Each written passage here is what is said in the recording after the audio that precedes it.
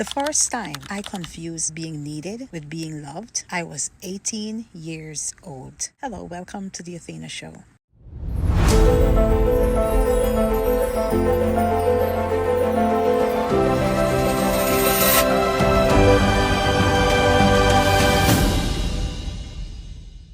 But if you're going to understand the decisions I made, you have to understand who I was at 18. I was this tiny, skinny, maga girl. Maga is what they term for women who are thin. I wasn't the girl the boys were checking for back then. I wasn't anybody's first choice, or at least that's what I thought or how I saw myself back then. But if I'm being very truthful with you, that feeling didn't start with boys. It started at home. That feeling of not being chosen. You see, my biological father was the first man who made me understand what it felt like not to be chosen. I am not going to get in too deep into that aspect of my life right now because that's a whole story by itself. But you need to know how I became, how this spiraled, because it explains the girl I was becoming. When you grow up wondering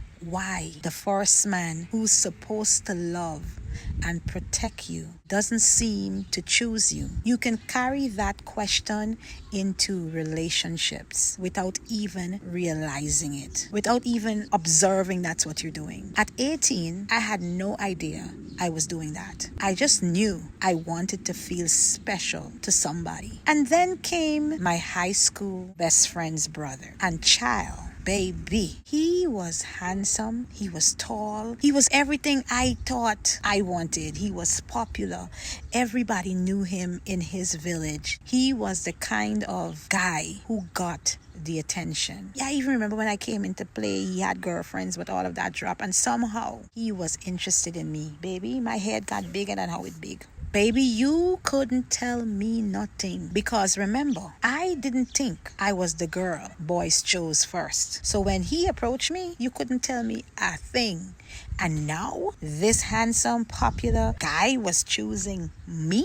All right. In my 18-year-old mind, I had hit the jackpot. I thought this man was my knight in shining armor. And because he was a very good friend of mine, brother, there was already familiarity there. Oh, well, there wouldn't be any heartbreaks. There wouldn't be any disappointments because, it's familiar. He didn't feel like some random guy who suddenly appeared in my life. He felt familiar. He felt safe. But more than anything that I can recall, he made me feel chosen. Now, don't get me twisted. I wasn't sitting at 18 thinking, Athena, perhaps you have unresolved issues surrounding your biological father and you're seeking validation through romantic relationships. I mean, there was no way in my head I was thinking that. Girl, please. I was thinking this fine man likes me. That's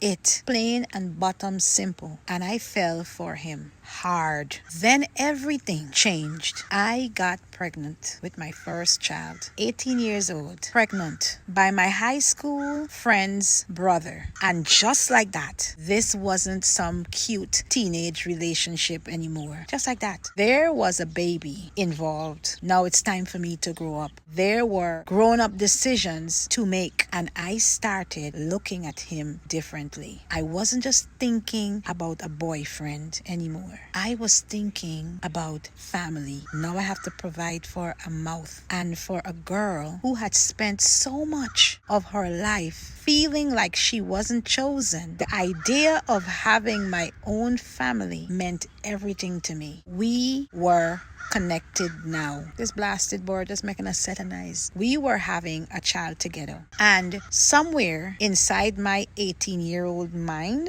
that became, he needs me. We're going to be a family. Somewhere in my big head, that made me felt like I was needed.